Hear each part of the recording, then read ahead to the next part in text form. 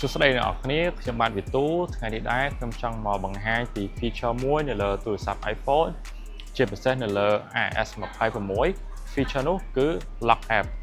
Lock App អនុញ្ញាតឲ្យលោកអ្នកបិទបាំងឬក៏ keep privacy ទៅលើ application ណាមួយនៅក្នុងទូរស័ព្ទរបស់លោកអ្នកក្នុងករណីដែលលោកអ្នកអនុញ្ញាតឲ្យអ្នកដទៃប្រើប្រាស់ទូរស័ព្ទលោកអ្នកអាចប្រើប្រាស់ feature នេះបានដើម្បីបិទបាំង notification និងព័ត៌មានផ្សេងៗអាចនឹងលេចចេញមកក្រៅអញ្ចឹងកុំឲ្យខាតពេលយូរតោះមកមើលពីរបៀបប្រើប្រាស់ទាំងអស់គ្នាជាដំបូងដើម្បីប្រើប្រាស់មុខងារនេះបានលោកអ្នកត្រូវកំណត់ password ជាមុនសិនអញ្ចឹងលោកអ្នកចុចចូលទៅក្នុង setting រួចអស់មកក្រោមរកពាក្យថា Face ID និង passcode លោកអ្នកអស់មកក្រោមរកពាក្យថា Turn passcode on ហើយលោកអ្នកអាចវាយ password ដែលលោកអ្នកពេញចិត្តវាម្ដងទៀតដើម្បី verify ជាការស្រេច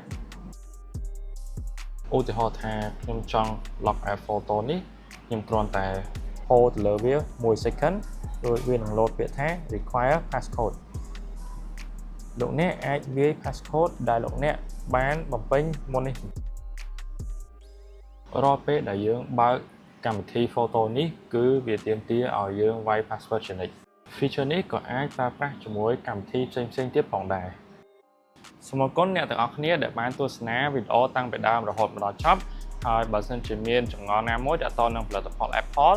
អាច comment នៅខាងក្រោមឬក៏ឆាតចូល page ផ្ទាល់ក៏បានដែរហើយសូមជួយចុច like share និង follow ដើម្បីទទួលបានវីដេអូថ្មីៗសូមអរគុណ